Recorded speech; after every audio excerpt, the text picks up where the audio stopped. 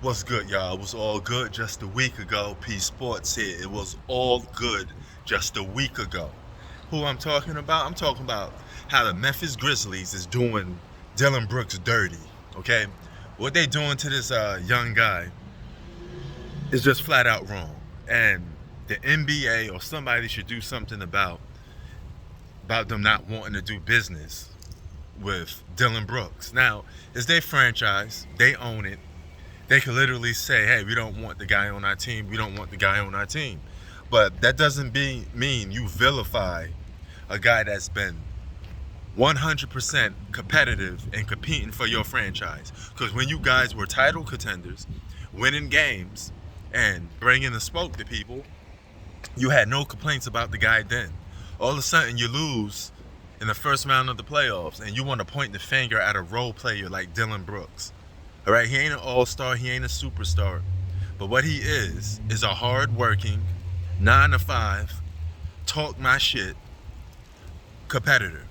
Just because he talks shit and he plays hard, he's physical, doesn't mean he's a bad guy, because the guy has never gotten in trouble off the court. Period. Okay, he doing the same shit Ron Artest did, Steven Jackson, Pat Beverly, or a lot of guys before him that just go out there and fucking compete. You guys are just so fucking woke. You're so fucking soft. You don't have a pair of balls that you just want to go out there and have a guy on your team to compete. All right? So what? He talks shit to fucking LeBron James. Do he have to bow down to LeBron? No. LeBron's a man just like he is, and he just want to go out there and compete. Right?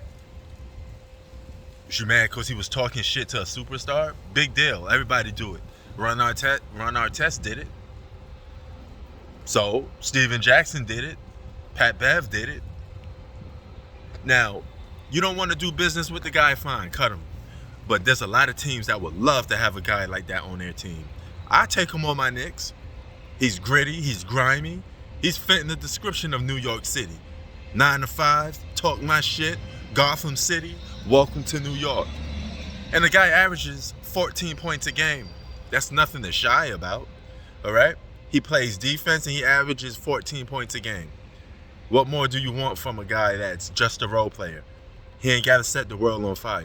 He ain't got to be no fucking superstar. And nobody's going to look at Dillion Brooks years from now and say, hey, he ruined his legacy. He don't got no legacy. He's just a role player. Every basketball player has to build their legacy from the ground up. Just like a man in this world, you got to build your fucking value to become a fucking all-star or superstar. Men are not born with fucking value. We build our value to become the best we can be. And you're going to try to take food off that guy's plate just because he does certain type of interviews and stuff like that. He's not politically correct. Long as he's fucking playing basketball, that's all that matters. He don't need to fucking walk like Carlton from Fresh Prince of Bel-Air. All he needs to do is just go out there and do his fucking job. But you guys are too fucking soft in today's era, man. You give excuses for losing. You give excuses for guys that don't want to hold accountability for anything these days. There's always a fucking woke excuse for nonsense.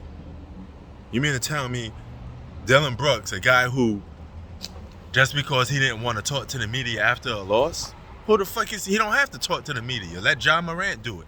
He get paid the big bucks. He's your fucking franchise player. Fuck you need to hear from Dillion Brooks for? He's just a fucking role player. Let the man go out there, compete, and do his job. It's just simple as that.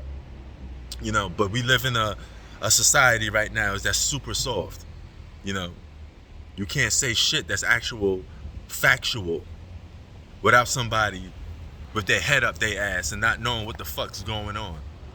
You do realize that we live in a generation where people can't even distinguish the difference between certain things, you know? I could tell you 1 + 1 is 2. People are like, well, I feel like it's not 2 anymore. We're gonna change that. Man, Memphis Grizzlies, you should be ashamed of yourself. And I hope you don't get another star player in franchise history again. I hope John Morant says, I want to leave. Because Dillion Brooks wasn't the one getting in trouble. John Morant was. your star player. Maybe you should check him and worry about what he's doing to your franchise, because his impact on the franchise is going to be far more greater than fucking Dillion Brooks. This is the way. Prince Sports out. Peace.